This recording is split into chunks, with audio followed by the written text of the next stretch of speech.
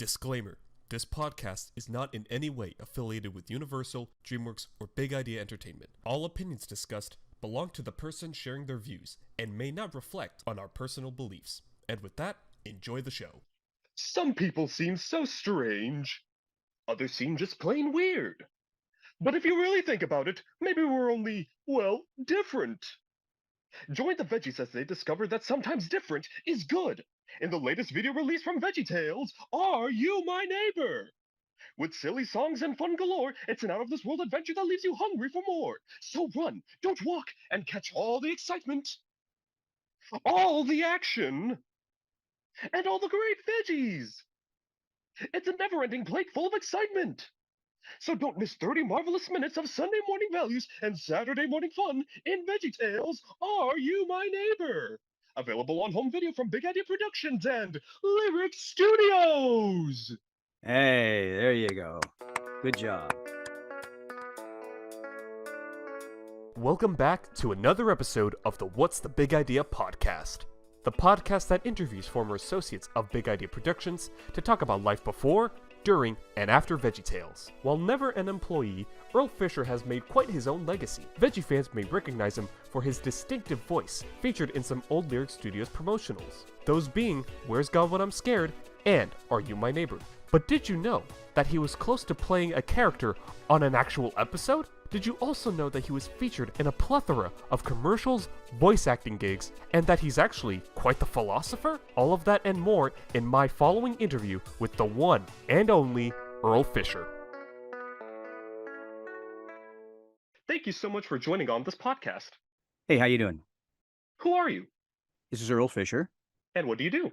I'm a voice actor. Couldn't have said it better myself. Let's start off with the high school. What was your high school experience like?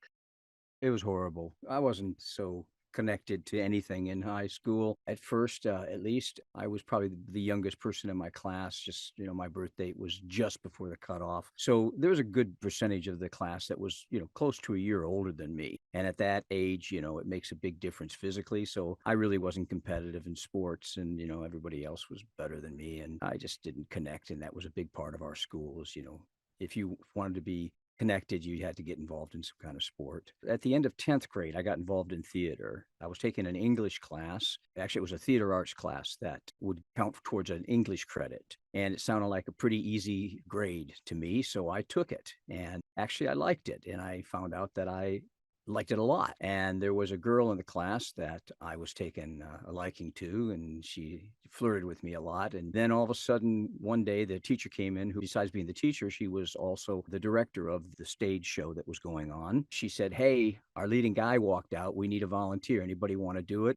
And this girl just looks at me and bats her eyes. And she goes, "You should do it, Earl. You should do it." And I'm going, "Okay, I'll try." So they auditioned me and kind of took off from there. And once I got involved in theater, I felt like I had a group. I had people that I could hang out with and do things. And so things got a lot better. And I loved it. I don't know if you've ever been on stage doing theater or anything, music or anything similar to that. But, when you stand there and you get a bunch of people clapping or they're laughing at you when you're being funny, there's just nothing like feeling like you're in the right place and you're connecting with people. It was like addicting. And from that point forward, that was all I wanted to do. So high school got better at that point. That's good to hear that things got better for you. So my question is, after high school and doing in the theater, going to college, what was the plan? Just continuing theater or something else? Yeah, I had made up my mind that that's what I wanted to do. I had nothing else in mind. I mean, there were things I thought I was good at, but nothing that excited me, nothing that really felt the way that made me feel. And since my parents weren't really paying for college, I was on my own regarding that. They really had no leverage over me to say, they kept saying, "Well, you should get a job or you should get a degree in something that's going to get you a real job, And it's like,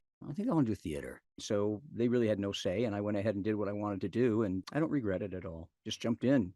All 4 feet. It just kept getting better. I guess this is sort of a double whammy of questions, but if you remember any particularly eventful for you personally experiences in the theater from high school and college, would you be able to tell us some of those stick out notable performances?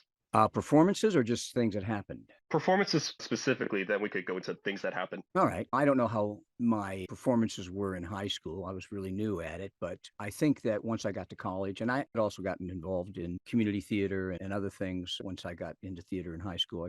For my junior and senior year, I got involved outside of the school as well in theater, doing shows. And so I started to, watch people and see what other people with more experience were doing and kind of caught on to that. By the time I got to college, I think that my roles, my performances were probably pretty solid. Probably the one that I love doing the most of all of the shows I've ever been in, Jack in Importance of Being Earnest. I don't know if you know that show. It's an Oscar Wilde play. It's just you got to know the style. It's very satirical and a very highbrow British. It was just my favorite show ever to be in. There was also another one that I did that I was very, very fond of, identified with it. Do you know the story of Mice and Men? English had to do with the two guys trying to find job during like the Depression. Yep, exactly. Well, there's a play version of that, and I played Candy, the old guy who had his arm cut off and or his fist cut off, and he had a dog. It was just a very endearing part to me, even though I was like, what, maybe 20, 21 at the time at the most. It was really a good challenge to play someone who was probably in their at least 50s. It's very, very, to me, it was a very heartful kind of role. That's one that's all I've always been fond of. I have a good memory of. I played Horatio in Hamlet. I love doing classical. I've got quite a bit of classical experience behind me. I also did a one-man show that I adapted from a book called Diary of a Madman and turned it into a one-man show. And that was a lot of fun doing that. It was crazy. This guy, he's slowly going insane, and you discover that through the entries he makes in his diary. As he's adding these entries to his diary, you get to watch him go crazy, and he thinks he's the king of Spain, and he thinks that his boss's daughter is in love with him. Of course, she has no idea he even exists, and he sends his dog to get secret information about her from her dog. And the things get crazier and crazier and crazier till he's just he's gone. That was a fun one to do. I don't know if you know a show called What the Butler Saw by Joe Orton. No, I'm not familiar with that. Again, really satirical. He's kind of the modern day Oscar Wilde, in my opinion, but it was a very crazy. I like crazy things. I love things that push the edge. I'm not big into musicals. I'm not big into traditional things. I like things that have very quirky, weird characters and weird plot lines, and that kind of stuff really attracts me. I don't know if that answers your question about specific experiences in college theater, but yeah. I was going to say, I also did summer stock for 2 years, played a variety of roles because we would be kind of like in rep where we would put up a show for 2 weeks and then switch it out and switch it out again. So in the course of a summer, we would do 5 or 6 shows. And then I also went on tour. One thing I really enjoy is doing children's material. When I was a freshman at college, I got cast as Professor Schnoodle in Farkleberry Magic. It was one of these kinds of shows where you talk to the audience and say, "Where did Dinkeldorf go?" And oh, and they say she's hiding in the well, and where in the well, that kind of a thing. It's a very interactive kind of thing. And we went on tour after you do the show so many times in so many places, you start looking for ways to keep it fresh. And so we'd start improvising and throwing in one-liners and things like that. It all fit. It was just a lot of fun going and interacting with these kids. But I don't know how much time we have here, but I could tell you one incident that happened that was really very funny when we were on tour. We were in South Bend, Indiana. We got booked into this big Quonset hut kind of place. I don't know if you know what a Quonset hut is. It's kind of like a half circle that you sit in. And we had a Saturday show that no one could hear us because they had all those, those seats, those bleachers that pull out from the wall, and they have all that metal and wood that makes them. And then as soon as somebody moves on them, it squeaks, squeaks, squeaks. So there's so much squeaking going on and people talking. You couldn't hear a word we were saying. So we thought, oh, well, whatever. We had a show tonight. Maybe it'll be better. Maybe they'll be more sedate. Well, it turns out that the show that night, they switched it out for something that was already supposed to happen there. And what was supposed to happen in that evening was a travelogue series for people. No one in the audience was probably younger than 50 years old. And they show up for Farkleberry Magic. And they have no idea that the whole game has been changed on them. They're expecting to see, something about Greece or whatever, And all of a sudden it's like, whoa, they're all being crazy. And, where's Dinkeldorf? And, of course, their jaws are like dropped down, on their laps. They have no idea what to make of it. That was a performance where we just got as crazy as we could get, just figuring, well, maybe we'll get them smiling or something. But somebody didn't talk to somebody else about what they were switching out for them. And it was kind of unexpected for them and for us, but it was a great memory. Yeah, it seems like one of those things where the unexpected becomes even better than what's expected, at least from Yeah. what I can see. Yeah, absolutely. Kind of going back to what you brought up, what were some other really influential college experiences that I guess left you an impact even after all these years? Well, college is all about growing up, right? I mean, yeah, you're supposed to learn stuff, but most people, once they get out of college, they realize, and especially after you've been in a career for a while, you realize that people coming out of college, they've got just the basics. They're not really prepared for a job. I don't care what the field is. They've got the basics. They really learn about their careers as they go. Aside from the learning, it's about growing up in so many ways. Socialization. I came from an environment where in Michigan, I grew up in an area south of Detroit known as Downriver, and it's all factories and chemical plants and stuff like that. Not a nice area, pretty lower middle class. And there's this thing, at least in that part of Michigan, that is called put downs. And it was totally normal to, find something to say to put down your friend. And it was all in good jest, and everybody did it, and it wasn't taken seriously. But there was always this dig that people would throw at each other, and that's a very common thing there. In fact, I've met people recently in my life who did that to me, and I said, "Are you by any chance from like the Detroit area?" And they go, "Yeah, how'd you know?" And it's like, I recognize those put downs. So I was that kind. I was aggressive, and I was saying things to people like, thinking it was totally normal. And here I am in a new environment, totally different people who grew up with different ideas of what it was like to be, sociable. And I didn't fit in. And I had a lot of growing up to do when I got to college. Just, learning to be my own and learning how to get along with people and creating security, a sense of self-security and self-wellness and on every level. It was a big wake-up call for me going to college and getting away from my family in that environment and realizing that the rest of the world didn't behave and act and operate that way. Yeah, it was a huge, huge time in my life. One of the things that really fascinated me was when I was asking you about your favorite kinds of media to consume, and you said that it always changes with the seasons and such like that. So, Oh yeah, yeah. what would you say in this current season of life is your favorite movies, your favorite TV shows, favorite music albums, anything of that sort? Well, I'm a binge watcher. I love streaming media. I couldn't tell you how many years ago it's been since I've watched a television channel, other than for, something like presidential debates or Super Bowl or something like that. But on a rare occasion do I actually get on regular network television. I love streaming because I can binge. Right now, I'm just getting into the last season of Sopranos. I have trouble once I get going and get hooked of not just keep going. West Wing for maybe the third or fourth time. I love the writing on that show. I like mysteries. I like action adventure.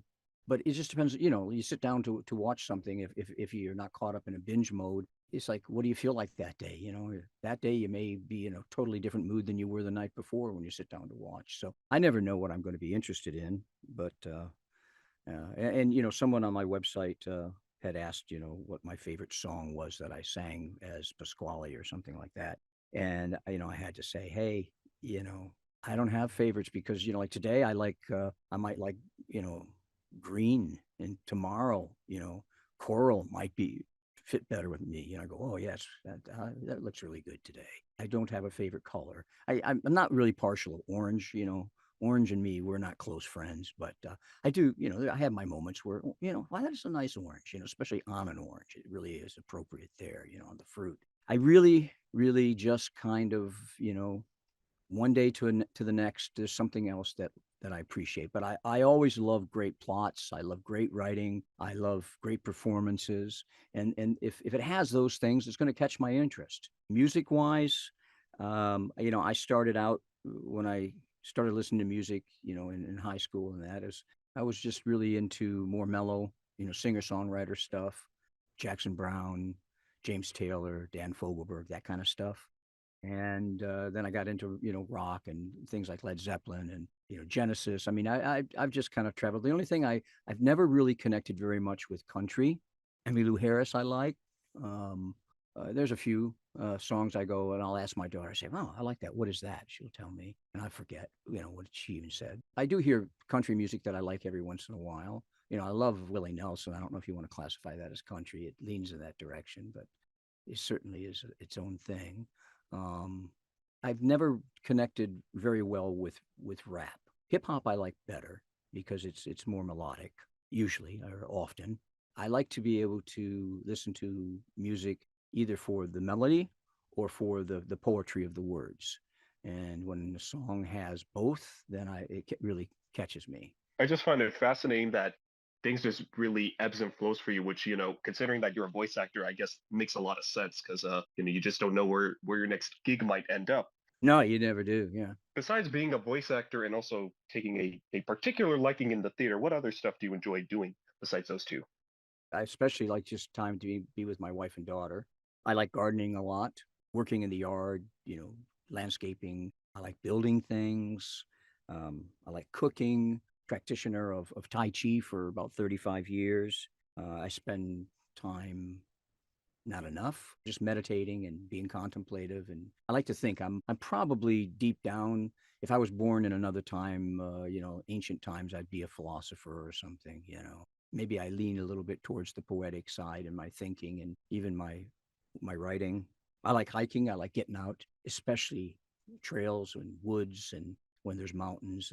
I live in Dallas. We don't have any mountains anywhere near here, but I like going to mountains, and I have no idea how I ended up settling here. Well, I do know, and that's a whole story in itself, of course. You get hooked on something, and then before you know it, time goes by, and here you are still. But I often thought that I was going to end up living someplace near the mountains, but that hasn't happened yet. But those are the things I enjoy doing. And you brought up your wife and your daughter. What can you tell us about your wife and your daughter? First of all, they're two separate people, which you probably presumed. We're all very much alike in certain ways. We're extremely compatible. It's not a surprise that your offspring would be, you'd say, hey, she's a lot like me, or she's a lot like Janet. She's very, very creative personality. And we're all actually very right brain, left brain oriented, very logical oriented, very precise, detail oriented, but yet love the freedom of cutting loose and just being creative and surprising ourselves. And it's really helped me throughout my career is being able to switch back and forth and find benefits of both kinds of thinking, the creative and the pragmatic and logical side of me.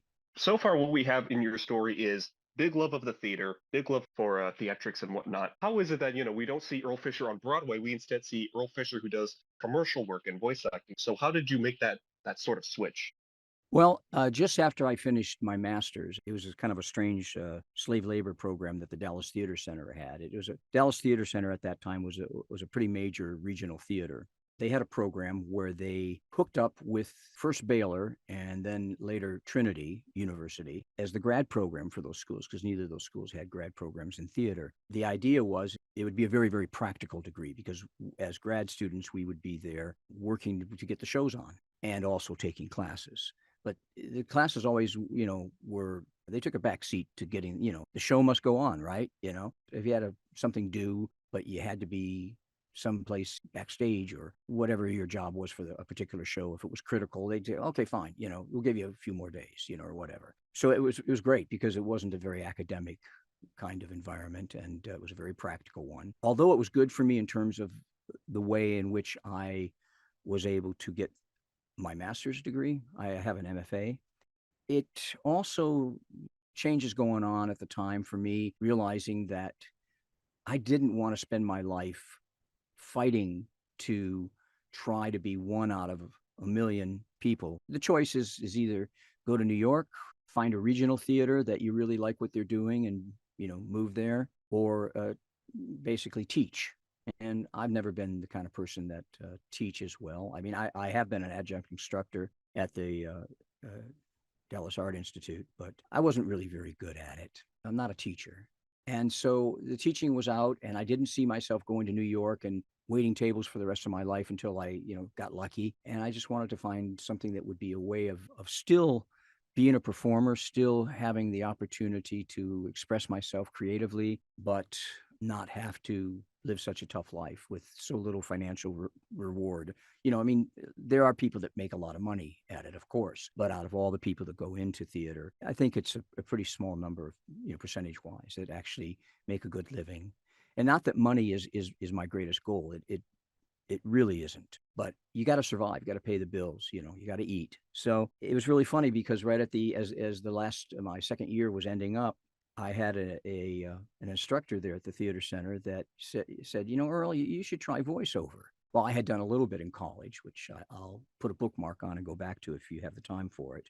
But I thought, well, I never thought about that. He says it's a great way to do acting, and if you're thinking about getting out of theater, it's a lot of fun. It pays better. It doesn't. I mean, you get in a show. You're in rehearsal 5-6 days a week. For hours, and it takes an awful lot of time to be involved in theater. And voiceover, you hop in the booth, you do your thing, and you're done. Not to say that there isn't training and work, to improve yourself constantly. But I said, well, yeah, I'll check that out. He says, I'll introduce you to my agent. So he introduced me to his agent. She booked me, or she said, okay, we'll take you on. At that time, for me, it was all about character work. That's all I knew about, was doing funny voices and doing, I always found my character through voice. It was kind of like some people in theater, or they put on a costume or something like that, or they get on the set for the first time, and suddenly it just ratchets up their performance, several notches, because it becomes more real to them, or it somehow really helps them make that transition into being that other person. But for me, it was always about, once I found the voice for the character, then I knew who the character was. And probably what it really was it allowed me to feel like I was stepping outside of being Earl and stepping into somebody else's life, which is, of course, is naively perhaps one of the most important aspects of being an actor. I believe, is being able to step out of yourself and step into someone else, imaginary person or not. And so I started booking things as character, because there's not a lot of people that do a lot of character. The vast majority, at least back then, the vast majority of the people that were at this agency were doing, announcer stuff, straight reads. And so I started doing character things here and there, and enough to keep my interest going. So that's kind of how I made the transition, and it was great. And I also have a love for technology. I a love-hate relationship, really. Technology, especially when it doesn't work, you just hate it. But VO, had that technology aspect to it that theater didn't have in the same way. So I loved that about it. I was saying, I put a bookmark on back in college, because again, I was starting all my theater performance characters, or parts that I was playing. I was starting with some kind of a vocal space that they were in. And so people kind of knew that I did these different voices. And so I started having all of a sudden some advertising agent or advertising students from the advertising. They were getting a degree in advertising, and they'd start contacting me. And so we worked out this deal where I would trade off voiceover for their class assignments, where they had to write a radio spot or a TV spot, and they needed a voiceover for it. I would do that for them, and they'd pay me off in beer and pizza. So I thought at that time that was a pretty good deal. So that's really where I started. To me, I feel like I'm always bringing something of myself along for the ride. I've got some kind of anchor back to myself, and that anchor, that connection, maybe is what allows me to bring my own emotional experiences into that other character. But I think when I do a character, in some level, it's part of my ego in some way. I don't mean ego like in I love myself. No, I mean Yeah. ego more in a mind, how it functions kind of way. Mhm. They're all alter egos. Every character I think I've ever done. And so getting back to my comment about Chuck E. Cheese, there's just something about getting to let that part of me out to play for so long. That's beautiful. That I love. And I know Pasqually so well. You don't have to think about how he would respond to anything. It just comes out natural when you've done something that long. And then, of course, along the way, they've given me the opportunity to do other characters that I love doing. I remember Justin Bieber being one of the more oddball ones. Yeah. Yeah, yeah, it was Justin Beaver. Yeah, that one didn't hang around so Hmm. much, but Ronnie the Unicorn, Ronnie Sagittarius, I love doing Ronnie. He's just so in love with himself. Oh, wait, let me show you something here. I mean, I love Ronnie. I've only got to do the voice twice, but there's another character that's come out rather recently called Dr. Destructenheimer. Oh yeah, that's another one. He's always got these crazy schemes, to stop birthday parties forever or stop birthdays. And Pasqually says, so I won't get any older. And he's like, no, you still get older. You just don't have a birthday, and it's that kind of thing. I imagine if you interviewed a dozen people or 100 people that do this, I would think the majority of them, you'd find that most of them feel like, every character they've ever done is in some way an alter ego of themselves. And I don't know what part of it is of me, but it's there. I mean, where else did it come from, right?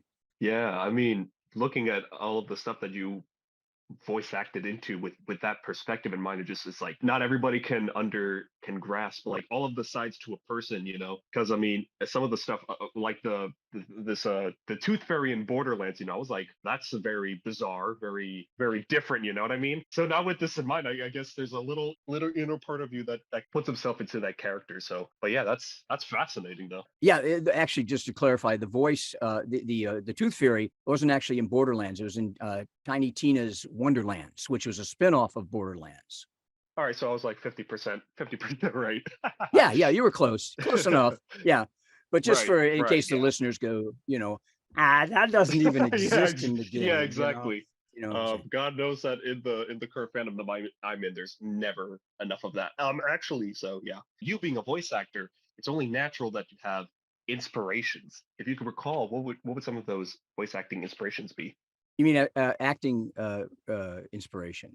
Oh, yeah. We'll do acting in general, right? I can go way back. I spent most of my time watching television when I was really young, cartoons and characters and stuff.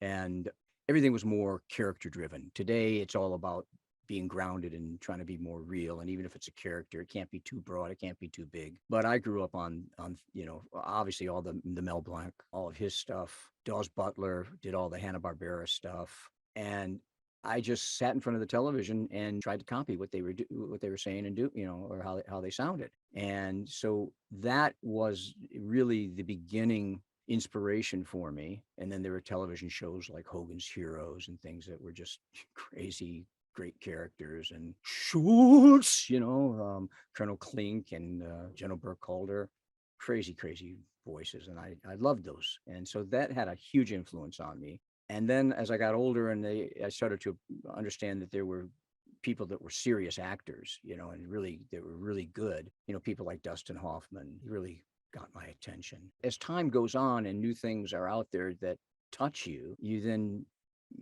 are influenced by them probably more than simply because you learn to respect them and realize how good they are. And you think, gosh, I would sure love to be even a little bit in that direction.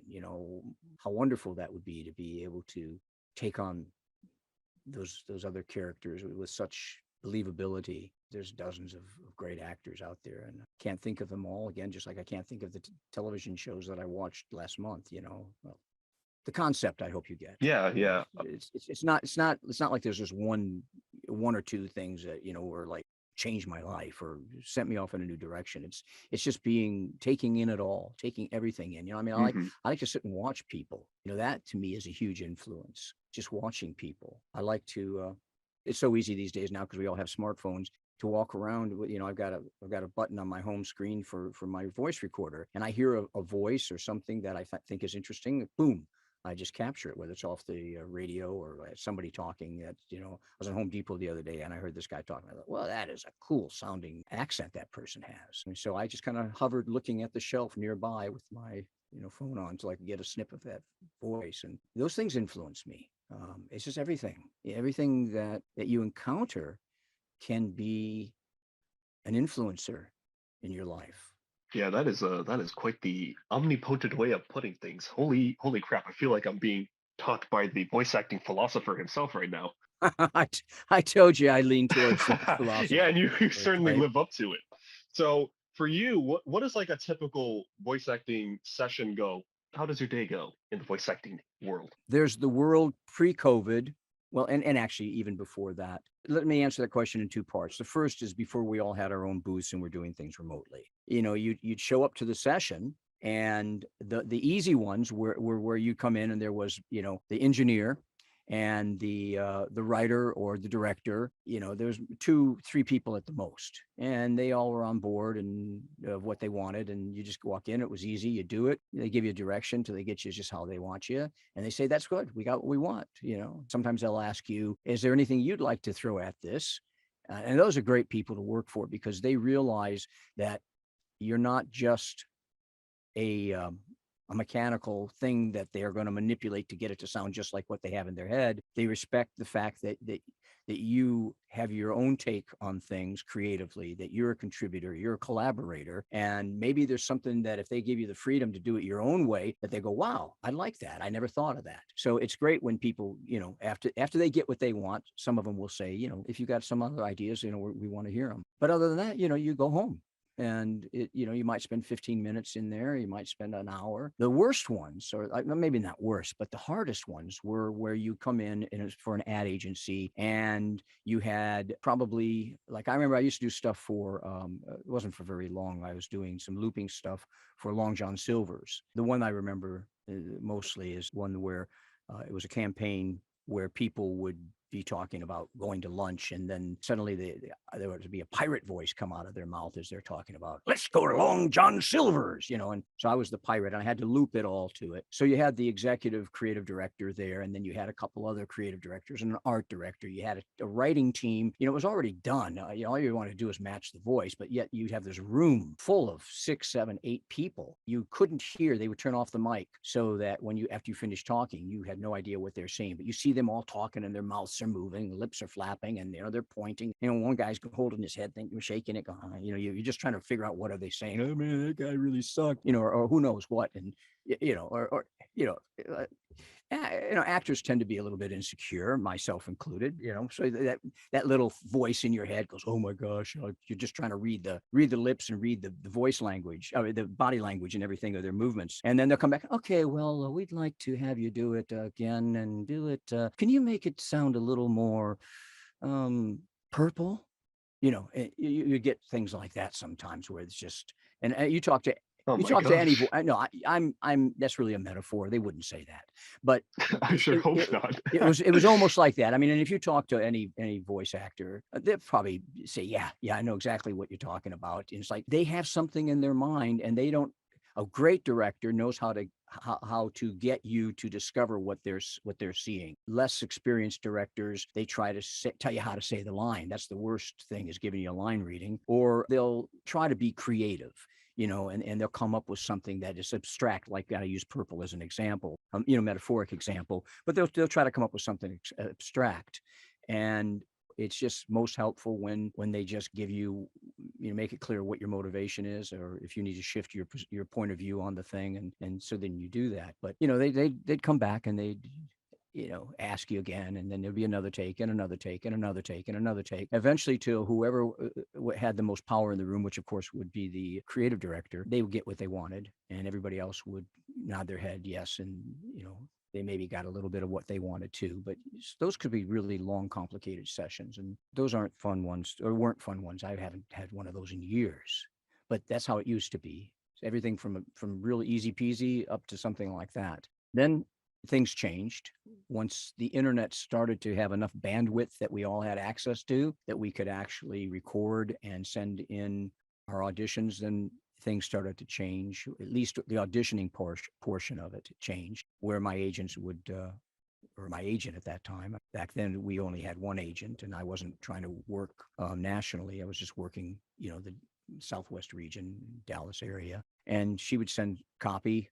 You go in the booth, record it, and send them a WAV file or MP3. Then you'd still go into a session if you got booked. But then when COVID hit, obviously we couldn't go into sessions, and it was great that I've had a booth for years and years. Just changed overnight when they had to ask people to do things remotely. Now it's At first, it was awkward. It was clumsy. People didn't really know what they're, how's this going to go? Am I going to get what I want? There was a lot of apprehension, I think. And because there's something about the synergy that you get when you're in a room or close proximity to someone, it's not just a picture of them on the screen, like in a Zoom or whatever, that you're actually with them. And there's something that can be communicated in person that I don't think can be communicated electronically. But I think electronically can be good enough. It just takes a little more easing into it, a little more trusting the director and going with it, whatever it is. From my perspective, like I just did a game session earlier. There was plenty of times where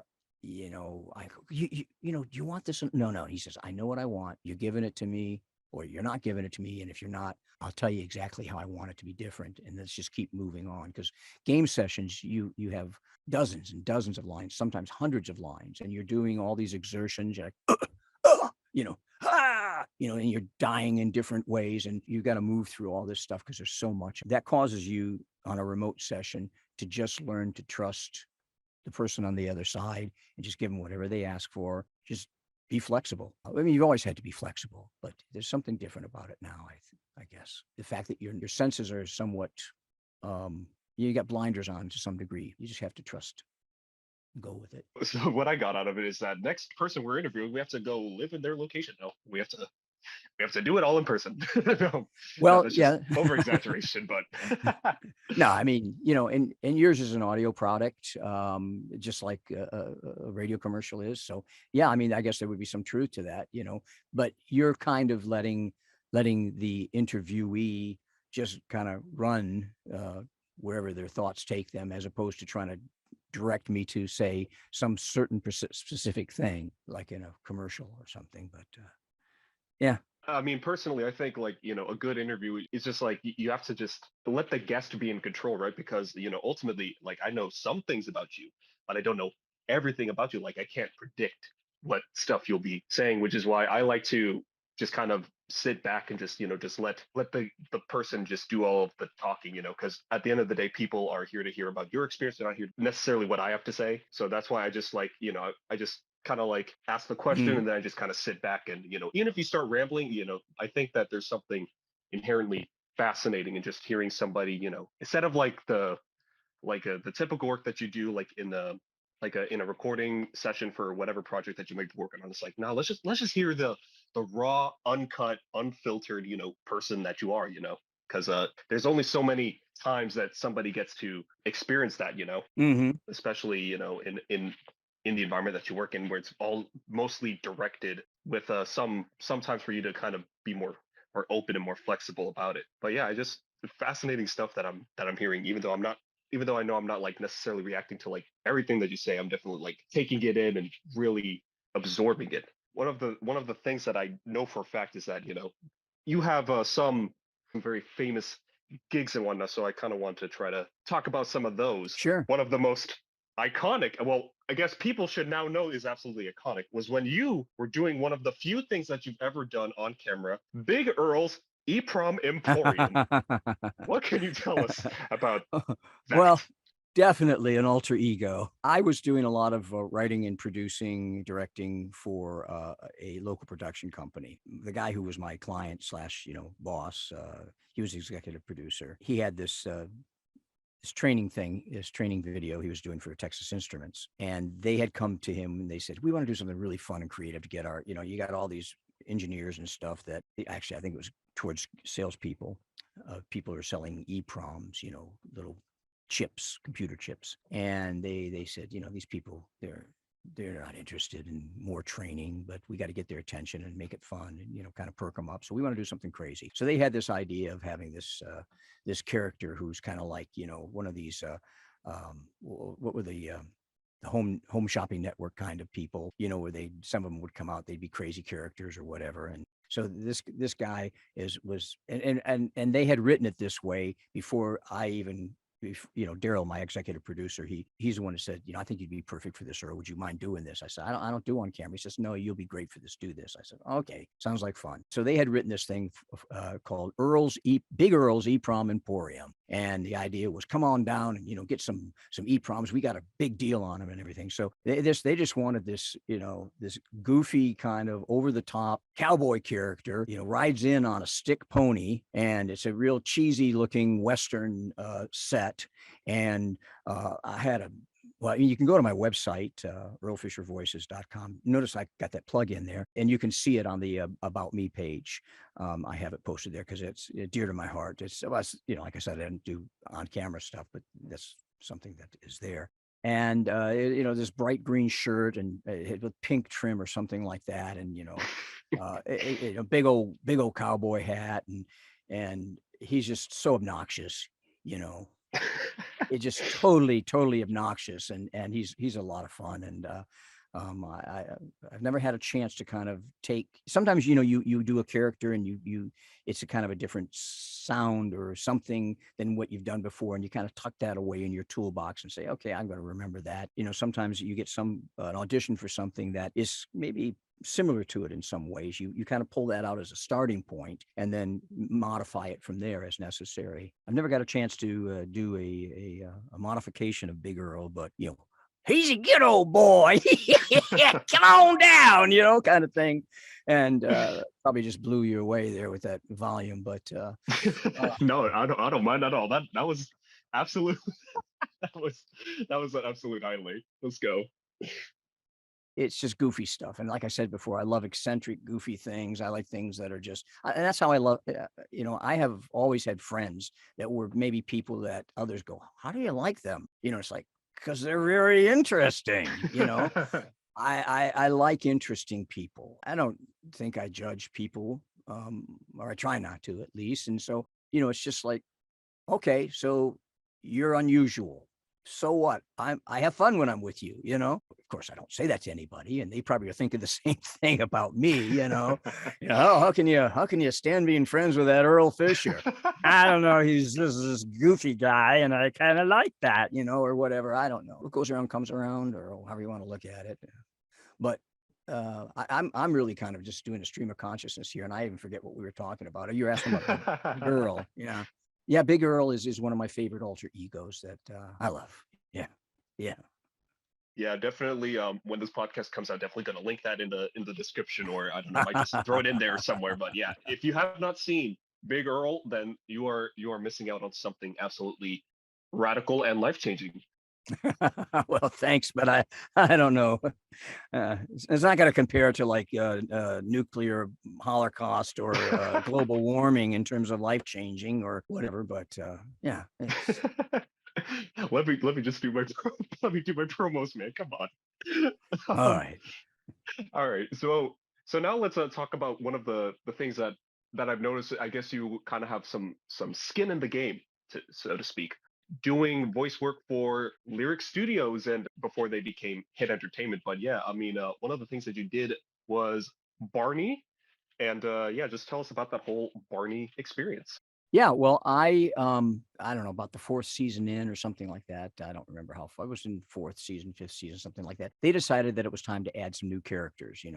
How television shows and that they always add new, fresh things. And they had decided they were going to add in a couple new puppet characters, not big costume characters like Barney and everybody else, but smaller puppet characters. And I auditioned for it, for one of the two characters. I didn't get it. But they remembered me. And that's one thing that people always have to think about as voice actors, is even though if you don't get the part that you audition for, if you give it your best or whatever, I'm not trying to pat myself on the back here. I hope it doesn't come out sounding that way. I obviously did a good job, because then what happened is a few months later, they decided to add another puppet character, and they didn't audition for it. They just called me in and they said, hey, Earl, we're thinking about adding this other character. And they told me a little bit about him and what would he sound like? So they almost like kind of brought me in like as a consultant, to help them figure out what the character should be like. And then they said, okay, well, then you can do that. It's yours. He's a bookworm who lives in the library and helps the kids find all these great books, and there's a lot of fun. But the thing is that they said after they cast me and I'm expecting to go in for a session, a voiceover session, they said, we've decided that we're going to do with him like we've done with our other two puppet characters. We're going to have you operate the puppet. So, oh, really? I've never operated a puppet before. And they said, well, it's not so hard. And in fact, what they did is they brought in someone from Children's Television Network, Sesame Street, to teach us how some of the basic principles of puppetry so that it doesn't look, like the head's popping all over the place every time it talks. And, because what happens is you want to keep the eyes pointing where you want, and the mouth then drops down below it. But a lot of times people just open both the top of their hand. We should be on camera right now to make more sense of what I'm trying to say. But instead of, your fingers and your thumb opening up, you keep your fingers straight pointing at who you're talking to, and you only use your thumb to drop it down below to make the mouth talk.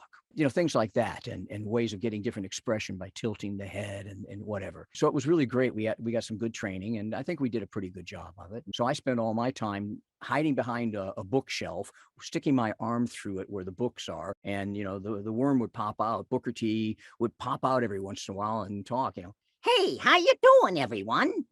Kind of thing, and tell them about a book and help them find the books they're looking for. And depending what the plot of that is, I did one full length home video for them was the first thing I did. And then that season, we did 4 or 5, I was in 4 or 5 different episodes. Well, it was a lot of fun. It was very, very interesting to be recording in that kind of environment, because it's not the same thing at all as when you're in the booth, and the focus is all on you and getting it right. And if it's not perfect, well, let's take that again. Cameras are rolling, everyone's acting. You don't get to take things, maybe 2 times. You just had to be right on.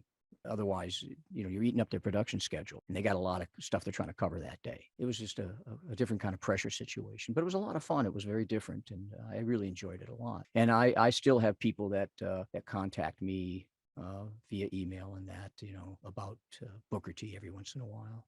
Yeah, so hopefully those same people, they witnessed it live. He did the Booker T Bookworm voice for all those Barney fans out in the audience. But now we're going to get into why we're specifically having the conversation, which was your VeggieTales promotional work. Yeah. What can you tell us about that? About doing voice work for promotional work for VeggieTales? Yeah. Well, first of all, just to be clear, I was never a voice on the show. I wish I was. In fact, I had auditioned for a character they were bringing out for a Christmas special, Nicky the Peppa, and he was supposed to be from South Philly.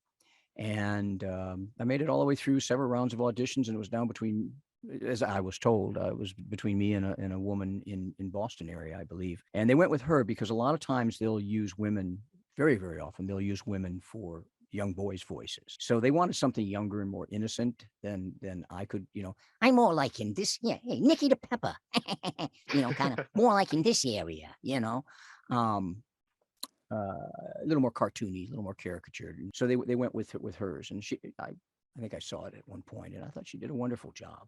And I could tell it was just something that they decided they wanted the character to be something very, very different than what I do. But that's as close as I ever got to actually being in VeggieTales. But doing the promos for it, I mean, you got to understand that HIT, I believe, I may be incorrect in this, but I believe HIT Entertainment is still around today. And, what it is it's a distribution network. It wasn't. I don't believe that Lyrick Studios became HIT. My understanding is that the owner of Lyrick Studios, that he had built this great distribution network for the Barney tapes and all the other Barney, songs and CDs and whatever. Richard Leach, I believe, was his name. That was it. Yeah, and he had built this great net, and then there was this other company called HIT Entertainment out of England, and they saw all this distribution network that he had, and they wanted to enlarge and absorb that. So they bought the distribution aspect, and that became HIT. It was global distribution that they acquired that way. But I believe Lyrick Studios still existed for production. And because of the relationship with HIT Entertainment, who not only represented now at this point all of the Barney material, or was distributing all the Barney material, they were also distributing a lot of other stuff, like Bob the Builder and who was the little ballerina? Angelina Ballerina, I think. Angelina Ballerina, and all kinds of stuff, right? And so they also must have then been hired or contracted to do all the distribution then for for VeggieTales. I would have to assume, because suddenly, they would call me in for a session and there would be, I don't know, 8, 10, 12 scripts in front of me for all these different products. Bob the Builder, I did a lot of, and all of those. And then all of a sudden, VeggieTales started showing up in the mix. That's kind of how it happened. I just started doing the trailers for VeggieTale. I don't know how many we did. It wasn't a whole lot, but it was a few. But no, I was never on VeggieTales. Their characters are so great, and the people who are doing the voice work for those characters, they're so wonderful. I love VeggieTales. It would be an honor, just a total honor to be part of that show. I believe you were only on for 2 commercials. You did one for Where's Gone I'm Scared, Yeah, I which is remember that. personally one of my favorite episodes. And you also did Are You My Neighbor, which, that was the one imitating during the intro. Right. You did this really very unique voice that I don't think I've listening to some of your demos online. I haven't heard you do that kind of voice. So can you kind of describe what it was like that? Did you come up with that voice, or was it directed, or what was it? Usually what they do is they say, okay, we kind of want it to be in this direction. You got any ideas? And I'd throw some stuff at them and they go, oh, yeah, that. Oh, could you make it a little more this or make it a little more that? So then you'd end up with something, and, that's what it was. But usually most clients, unless they have something very, very specific in mind and they cast someone who really hit that in the audition and they, they're already on track. Usually they have some vague idea, but they want the voice talent to come in and throw ideas at them and see what gels in their imagination. And that's how that was. And they said they wanted something big and showy, and I think it turned out like see, where's God when I'm scared? This is that big bombastic thing, like, whoa, or something like that. I'm probably if I heard this spot, it might be way off what I just did, but it was that kind of thing. New from Lyrick Studios, kind of thing. It was just that kind of like game show announcer kind of thing on steroids, something like that. Yeah, I mean, because I've been like delved into like everything, was there any other commercials that you've done with that voice, or was it something just specific to VeggieTales? I don't recall doing anything specifically, but I mean it's a pretty, you wouldn't have to look too far to find other voice actors who have done a similar kind of voice, for some job here or there. It's a little cliched. So, I may have come close to that in something else through the years. I don't know, but it's a lot of fun. It's just, again, just getting to play is my thing. To me, it's just this play. Yeah, and one of the interesting things is about VeggieTales, Lyrick Studios, and Hint Entertainment in the Big Idea history. Are you aware about the skirmish that went between Big Idea and Lyrick Studios and the stuff that happened afterward? Or No, I'm not aware of any of that. well, do you mind if I tell you the history Hey, of Big go Idea? for All it. right, so Yeah. I'm gonna backtrack a little bit, and then we're gonna get to where you came in and then some modern day. So VeggieTales, as everyone listening to this podcast knows, big Christian series that had a very slow start, but started getting some momentum around '96. Phil Fisher wanted to not just have VeggieTales only in the Christian market, which is what they were doing for a number of years, but they wanted that, like you mentioned, that distribution network. And Big Idea, when they were trying to find people to push it to the general market, they said, we want no God in it. And, it's too controversial and you have to censor it, X, Y, and Z. Phil Fisher said no. So he met up with the founder of Lyrick Studios, which Richard Leach, I believe was the name. Yep, And that's what he said, listen, I'll let you keep the God in and we'll push it out for you. So it was like a big fat win-win, right? Yeah. So then that was probably where you came in doing in the commercials and stuff like that. So Big Idea, I believe their partnership was in 1998, had their biggest financial boom of those early years. Massive profits going everywhere. Big Idea was a freaking sensation, right? But then around 2000 was when the founder of Lyrick Studios passed away and he gave it to his son. And Phil Vischer was kind of worried about that because he knew that the son wasn't as, I guess, open to the secular or non-secular aspects. I can't remember what the meaning of the words are. Yeah, the non-secular. There we go. Yeah. So because he feared that Lyrick Studios would force them to start changing, he basically pulled out of the agreement that they had and was trying to find other distributors. But then Lyrick Studios came back and said, hey, you can't do that. We have this contract and we're going to sue you over it. So then Big Idea was in a lawsuit versus Lyrick Studios, even though at that time they were purchased by Hit Entertainment. And the thing that made it tricky was that they didn't have a traditional contract where it was pen or paper. It was a verbal agreement between Phil Vischer and the founder, right? Mm-hmm. So eventually, when all that stuff settled in court, the courts were in favor of Lyrick Studios, which was not good for Big Idea because up until that point, VeggieTales was sort of on a downward spiral of sorts. They tried to branch out into a bunch of other things that financially weren't good, including the movie Jonah, which also didn't do well for the company. So because of that and the lawsuit, Big Idea went bankrupt. They were bought up by Classic Media, and Phil Vischer got kicked out, and Mike Naraki and some other people came in to basically control it. They moved from Chicago to Nashville, and things were looking good for a number of years until around 2006. They were purchased by this British company called Entertainment Rights. Entertainment Rights wanted to try to bring some more control back with Phil Vischer and to, keep making VeggieTales as awesome as it was.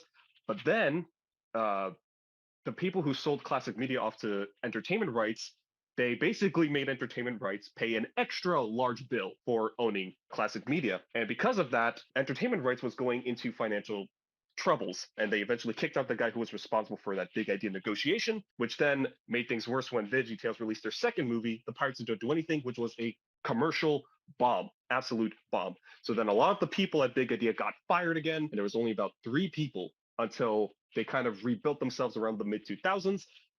Until 2012, when DreamWorks purchased Classic Media because they wanted the license to the characters. It was Peabody and Sherman, which, just so happened to include VeggieTales. And then DreamWorks was like looking at VeggieTales, and they're like, we want to do a reboot for Netflix, which soon got developed into VeggieTales in the House, which ran for a number of years, pissing off everybody in the VeggieTales fan base, including myself, because those designs not the best.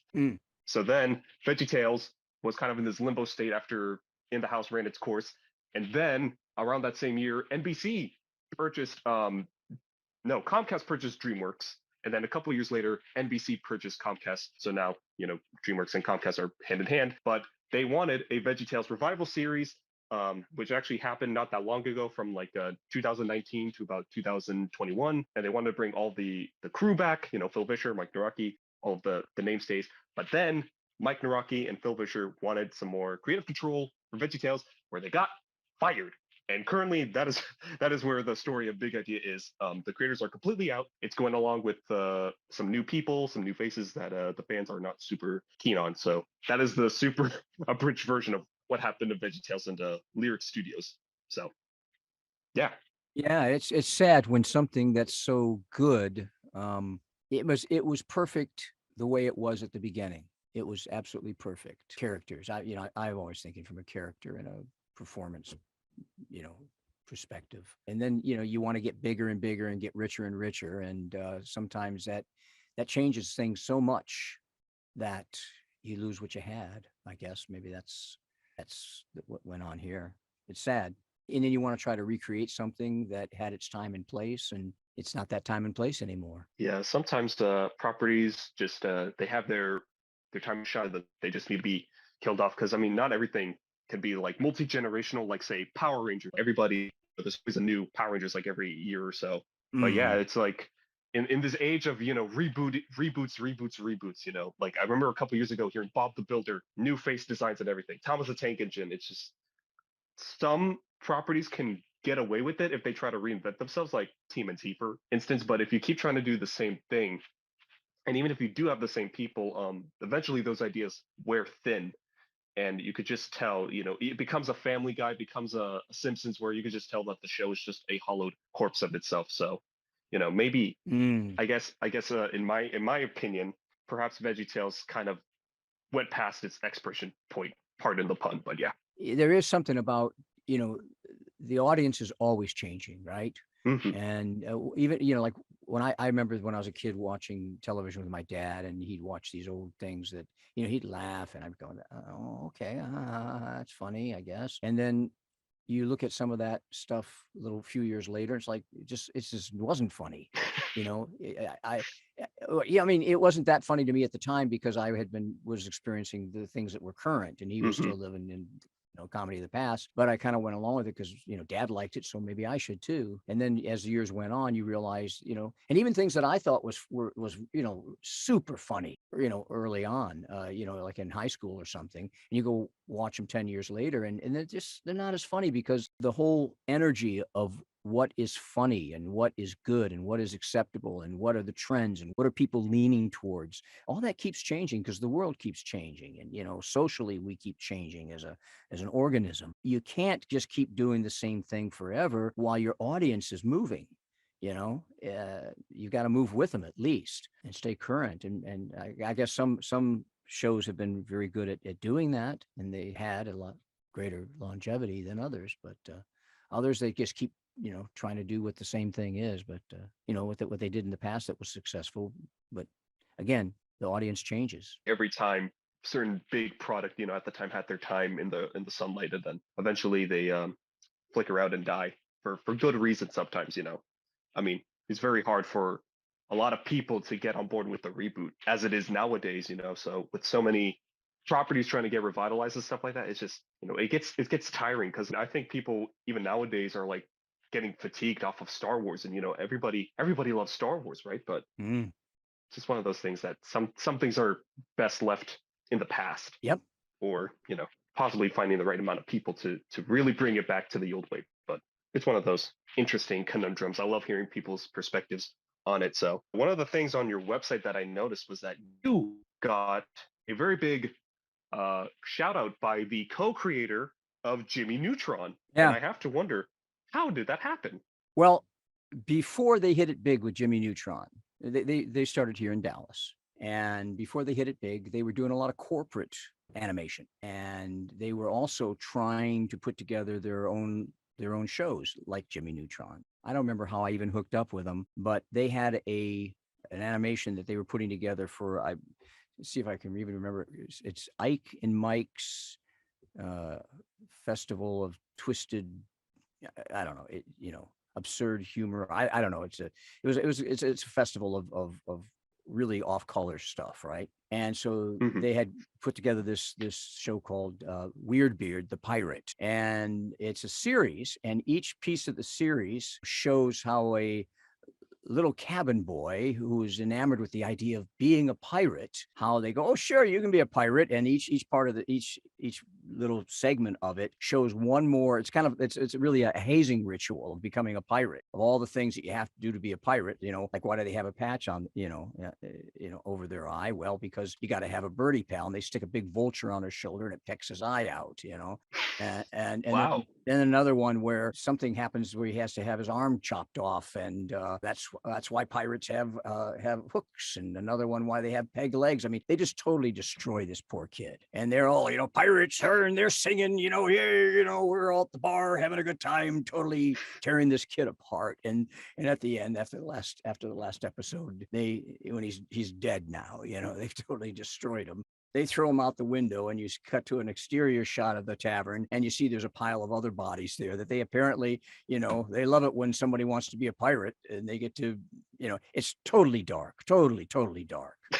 And probably for that reason, it was never picked up. But in fact, a few years later, they tried to do a 3D version of it and kind of make it, ready for prime time. They took out a lot of the really the really dark, disgusting things that were in the original one, and made it more about more mainstream humor. And that didn't really work for them. I mean, they weren't able to sell it, I guess. I don't know. But Weird Beard, the original one, it's kind of a cult classic among the festival goers of this particular Ike and Mike's, or Mike and Ike's, whatever, twisted, contest, whatever it was. And yeah, every once in a while, someone would say, "Oh, Weird Beard." Yeah, it was going around, being passed around years ago, and it kind of had a popularity. But anyway, I did that for them, and that's how they knew me. And then there was several other projects that came up where they cast me in things that were more a home video type things. And so they knew me from working with me. And so then they had their stroke of luck, or it's not luck. There's very talented guys, and they came up with Jimmy Neutron and were able to sell it. And they started producing, here in Dallas, and then eventually, I guess, moved to LA. John moved out to LA to be part of that, going forward there. And Keith stayed here in Dallas. So I see Keith every once in a while, and I asked him if he'd mind giving me some kind of a, testimonial. And that's what he wrote. But yeah. Did you ever voice a character for Jimmy Neutron? I mean, I would assume that. No, Oh, no, I did not. I auditioned for it. They did audition here in Dallas, but they went mostly, I believe, and with LA talent, I believe. mm, Yeah, there may have been one or two people here who picked up some parts. I don't know. mm. Now, one of the unique aspects of your career is that you've done commercial work, you've done corporate work, but then there's also anime dubbing. And from what little I know about the process, it's very different than just doing a character voice. So what is that like? Yeah, it is. It is. Let me first disclaimer here. I've not done a lot of it. I've done a couple projects. I've done something for Heroes of the Galaxy or something like that. I have it on my website. Hmm. It was a small part. And then I also auditioned for a voice match. Fatal Fury, I guess, was an animation series that came out in the 90s. And they were repackaging it, reselling it for DVD distribution just a year or so ago. And I guess maybe 2 years now, time flies. They had a character who they had cut a scene out of originally, and then they decided on this just redistribution that they wanted to add that scene back in. But I believe that the person who did the voiceover for it had died. So they needed someone who could match him, very, very closely. And so they could add that scene back in. And so it wasn't a big job. It was just adding that one scene back in. But to answer your question, yeah, I mean, when you do regular animation, the voice gets done first, right?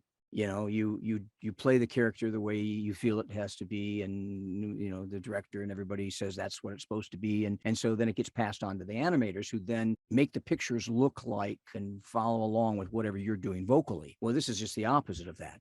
The pictures are already there. So like when an anime project from Japan comes across here and for distribution in the States, they've got to dub it into English. Well, you got to make whatever you do fit. They're not going to be editing that video, and you've got to make your voiceover fit that. And so there's a lot of little things you have to do technically to make sure, like, for example, you have your line of you're going to match this sentence, and you get these beeps, and you beep, beep, beep, and then you imagine where the fourth beep would come at that pacing, and you start in right there. That's just one little thing that you have to do to get used to starting exactly when they tell you to start, not when you're ready. And then you've got to hit the lip flap, and you've got to pay attention to the script to know when something's off camera. That gives you a little more freedom of how you deliver it, or your timing doesn't have to be perfect. And there's just all kinds of little markups in the script that tell you, they're meant to help you out, but it's just more to think about. And so at least for me, because like I said, I haven't done very much of it, I spent more of my energy and focus on just hitting it correctly technically, and less on really molding, playing with the performance. I suppose people who do it all the time, they've gotten really second nature with all the technical stuff. But it is a total different situation, and it's creative in a sense. Well, in the case of my voice match, I mean, I didn't even have any room to do the voice any differently, or the character. I mean, I had to just follow what they were doing already, and so it wasn't that much of a creative endeavor. But when you're not trying to match a voice, you have a little more freedom there to be creative in the way in which you deliver the character. But yet still there's all that technical stuff there that you have to be very comfortable with, and not let that get in the way of your creative experience or your creative process. One of the fascinating things is just trying to match the lip flaps while also having the emotion. But one of the interesting things is that when you were doing that, what was it? It was the Legend of the Galactic Heroes. You played Yeah, that's what it you was. played this one butler, and it was a very small scene. Was it? Yeah. It kind of goes into my other question of, like, how come you haven't done really all that much anime dubbing voice work? Well, I do audition for them, and to be honest with you, I have not taken any training. Anime, stylistically, the energy, the rhythm, whatever, I think is very specific, and maybe I have not figured that out yet. But no, I haven't. I have not booked much in anime. I have taken a couple workshops, but if you want to get booked in things, especially things like anime that are very, very popular, and lots and lots and lots of people want to get into it. And a lot of people have gotten their start, doing back from the, I don't know, was it maybe the late 80s, early 90s, Dragon Ball Z, when they started producing the dubs here in Dallas area. There's a lot of people that are going after that. And so if you want to be competitive in any of the genres of voiceover, you have to literally spend hours and hours of work on training yourself and learning exactly what they're looking for, and practicing. And it's not as easy as it might sound, because they have very trained ears. People who do something all the time, they know exactly what they're listening for, and the nuance has to be there. Every little thing has to be right. And aside from just being the right sound, and just aside from having the right personality of that character, there's just it's a very, very competitive field. Back we were talking earlier about how I got into it, and that it was so competitive. But back then it wasn't. There weren't that many people, because the internet wasn't hopping, and there was no accessibility for people to sit at home and do this stuff. And it was just not as competitive. And it was you weren't competing against hundreds of other people. I might have been competing against a dozen or two people back then. But now, yeah, you're competing against hundreds of people, and the ones who are better trained, who really understand whatever the genre is, are the ones that are going to get the jobs. And it's a lot of work. I mean, it's a lot of work to be that good in any particular genre. It's, and I'm not just saying that like, oh man, it's really tough to be a guy like me who does voices. I'm not. You ask anybody out there who's in the business and really knows. I mean, there are thousands and thousands of people that think, somebody tells them they have a nice voice, somebody tells them, oh, you should do that. And the thing is like, people go, well, that sounds great, and then they got these people out there, you can make thousands of dollars from your own home just by talking. And well, that sounds like it's made just for me. I want to do that, and you have all these people trying to climb into it. And some people are just naturals. And it is, there are people that, it just comes to them, and it just, you hear those success stories and you think it's going to happen like that for everybody, but it's not. For most of us, I mean, I've been in this business for over 30 years, and I have to work harder now than I ever had to work to get a gig. It's, they don't care how long you've been doing it. I mean, your experience certainly does make you, maybe give you an upper hand, of course, but that's, not, oh, Earl, he's worked on all these projects, and well, let's just hire him. No. You're either the right voice or you're not. And there's hundreds of people competing against you to be that right voice.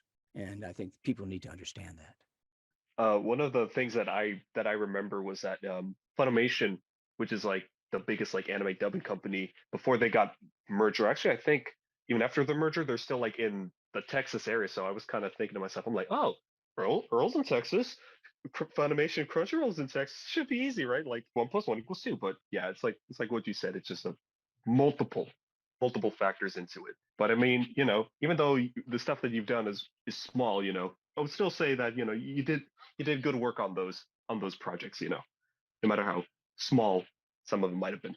But yeah, it's always great to hear just another facet of your voice work.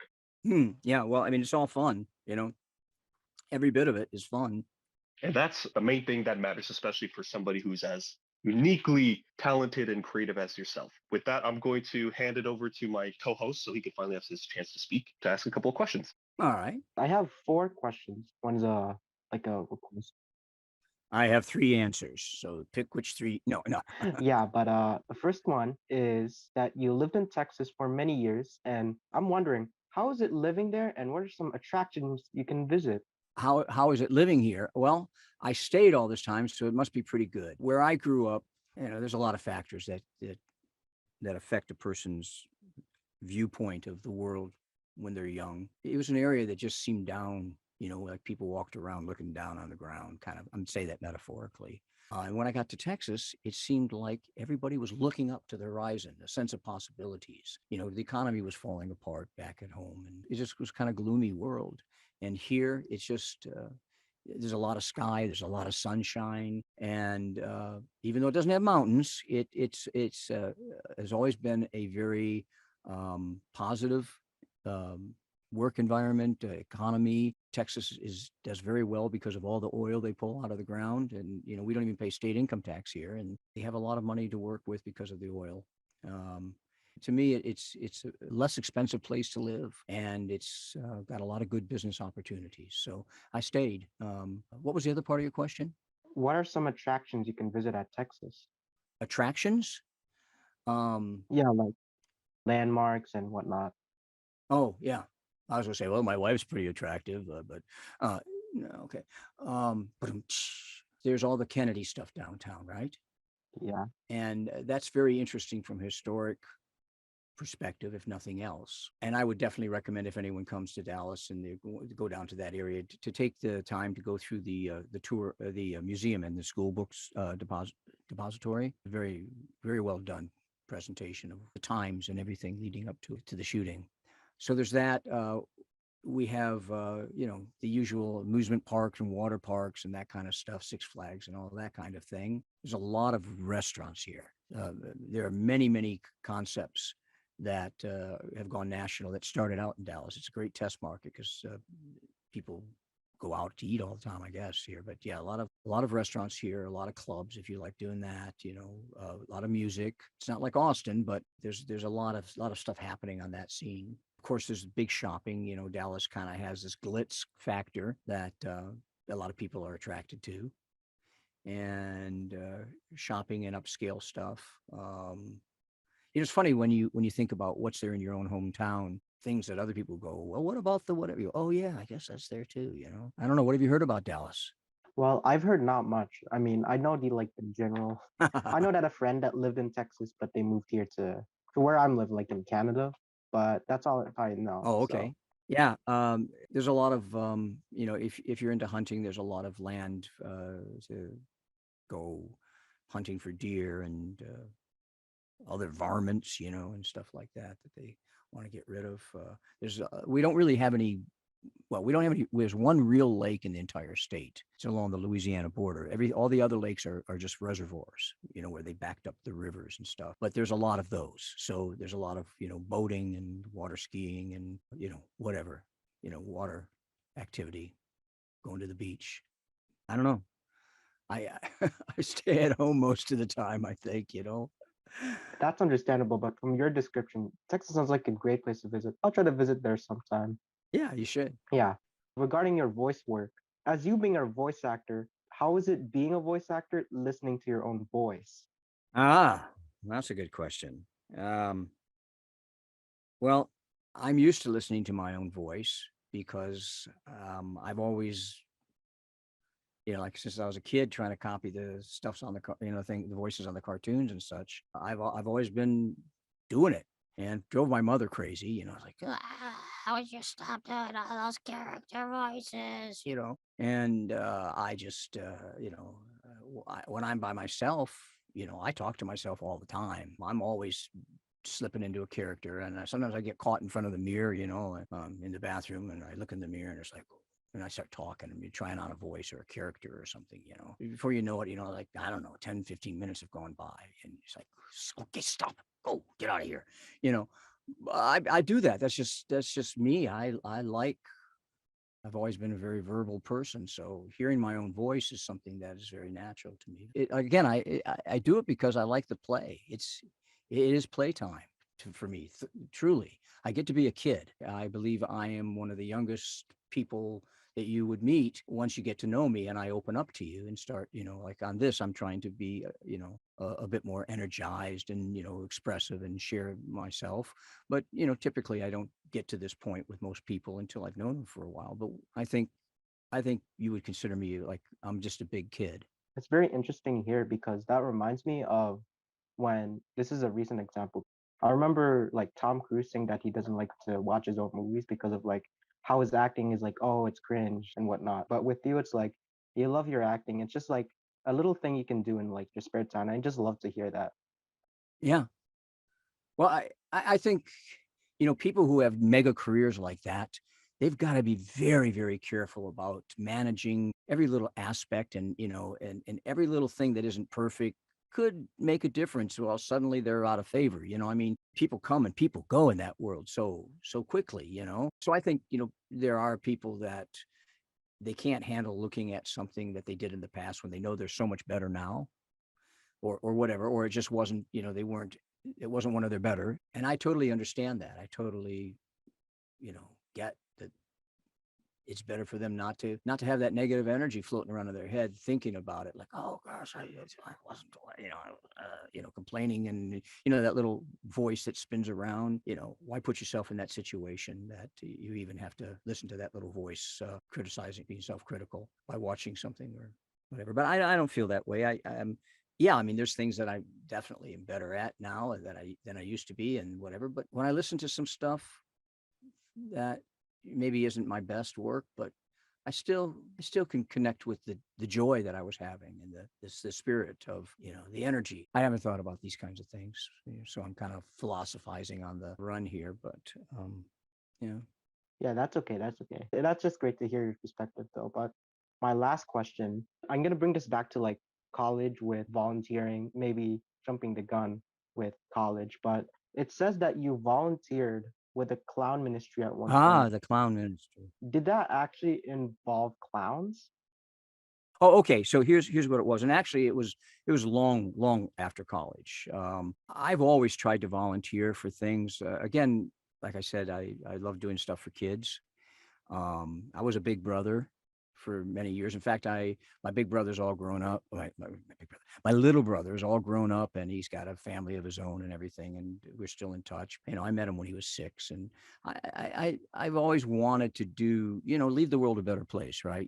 That adage, then you found it. Do something, that helps other people. I've always felt that way. And so after a few years of not being involved in anything, I was getting hungry to do something, and I forget. I think somebody said, I read about this thing called the clown ministry. It sounds like it'd be perfect for you. And what it was is you dress up as a clown, and you go to hospitals, especially the ones like the county hospital, where they don't have a big budget for. There's a thing in hospitals called child life department, where it's all about the things they can do to make things better and happier and whatever for children who are in there for all kinds of things. And so when it's a county hospital, they don't have much of a budget for that kind of stuff. So we would come in as volunteers on a regular basis. We also would go to the Ronald McDonald House and to the abuse shelter, where children were brought in and incarcerated simply to protect themselves from their parents. But they're locked up,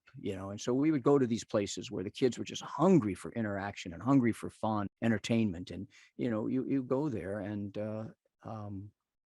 it was just I I was doing, I guess, for about maybe 3 or 4 years, and then they kind of fell apart for some reason. I don't know what it was, but it kind of went away. But during that period of time, it was wonderful, because you just show up and we talk about allowing your alter ego out. I mean, you really pretty much could do anything as long as you followed a certain set of rules that were basically sensitivity rules to understand, this, where the kids were, what headspace they were in, and what things you shouldn't talk about, things you shouldn't do. If you make sure you don't have a yuck look on your face when you see a child who's covered in burns or something like that. It all makes sense. It's all very logical. But as long as you were sensitive to the situation of the child and the needs of the child, you could pretty much do anything that as long as it made them happy and laughed, and and got them talking to you and participating. So it was a wonderful, I guess you could kind of think of it as it was improv practice in one respect, just getting out and doing something that was a lot of fun, and playing with kids. And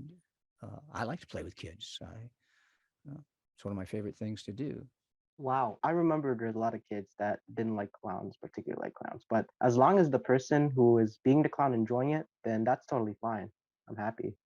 Yeah. Well, and now some kids are, a little standoffish. You come in and there's always, half of the kids in the room, like they have kids in the day room and they have a playroom or something. Then they have you come into there, or sometimes you just go and visit them in their beds if they can't get out of their beds. But, there's always half of them would be come running up to you and want to, oh, the clown, let me see you. And then the others are kind of like looking at you from the corner, and they're kind of holding their blanket up, protecting themselves, and they're not sure what to make of it. But eventually they warm up. I don't think I've ever been in a situation where the child didn't warm up and, want to be part of the fun. Mm. All very interesting stuff. This will be my final question for this interview, but you being a big kid, self-described, and you doing all these fun voices, but then you do corporate voice work, Mhm. which sounds like the exact opposite of fun, so Well, how is it that you do that, and what were some of the things that I guess you got out of it? well, corporate isn't always just being a narrator reading some corporate copy about, return on investments and training and that. I mean, they're always looking for creative ways that they can communicate with their audiences. Whether it be recruitment videos, whether it be a podcast that they have put out, whether it be training for employees. There's just, things for trade shows that, you go to a trade show and you have a video that plays and it needs voiceover. They're always looking for creative ways to communicate what they have to communicate in ways that are going to, attract their audience and keep their attention. So it's not all dry. It's not all just, straight narration. There's a lot of fun stuff that I've done for corporate, a lot of fun stuff. And even if it is just straight narration, to me, I'm not that guy. I'm not a guy that talks like this, and I'm not a guy that, is whatever, I'm not that serious kind of person that you think would be delivering. So to me, that's a character, right? Oh, I get to be the serious guy now. And that's kind of fun too. So no matter what it is, it's still me being something different than myself and doing whatever I have to do to deliver the communication, whatever that is, whether it be training or just pure entertainment or whatever. So to me, corporate's not a dirty word in terms of, a lot of people think of it as the boring or the unattractive side of voiceover, but no, it's all fun. That being said, I have to thank you so much for taking time out of your incredibly busy schedule to partake in this interview. It's really cool. I love just hearing people's experiences and perspectives. And you most certainly, in the grand scheme of things, VeggieTales stuff, you're a very small person in the bigger pond. But Yeah. I just love hearing, whoever I can get, and big or small. So Well, thank you you. definitely have a lot of very interesting sides to yourself. And there was some other stuff that I wasn't able to touch on, but I don't know, maybe a part two, talk about some of your improv work, your comedy, some of the writing and the directing that you've Yeah. done. Because I mean, yeah, it's like what I was saying earlier. It's researching you, and then it's like, oh, but he did this and he did that, and just such a multifaceted person. And also, big thank you for doing all the character voices and impressions, like that stuff. I know that I didn't turn on my microphone all of the times that you did it, but most of the time I was just chuckling and I was just laughing. I'm like, this is so amazing. This is so cool. Very big thank you to that. But I have Yeah. two more requests, and then we'll officially part ways. That Are You My Neighbor thing, you did the whole Lyrick Studios thing. So please, can you give us a current day version of you doing that big Lyrick Studios exclamation? New from Lyrick Studios. So, is that what you meant? Something like that? Yeah, no, that was perfect. Oh my gosh, that was right in the nostalgia, right in the childhood. Oh my god, I grew up on those commercials, so it's absolutely amazing to be hearing that. But with that being said, I would love to try to do a part two. I hope that this has been a very interesting, engaging experience. Thank you so much for your time once again, and we'll see you later. Take care, Mr. Earl Fisher. Sure. It's a lot of fun. I'd like to thank Earl for his time in sharing all of this amazing information. You can check out more of Earl's happenings by visiting earlfishervoices.com. I'd also like to thank my co-host Mr. Lunch for helping with all of the additional research. And until next time, we'll see you guys on the next What's the Big Idea podcast. Hi, this is Earl Fisher, and you're listening to the What's the Big Idea podcast.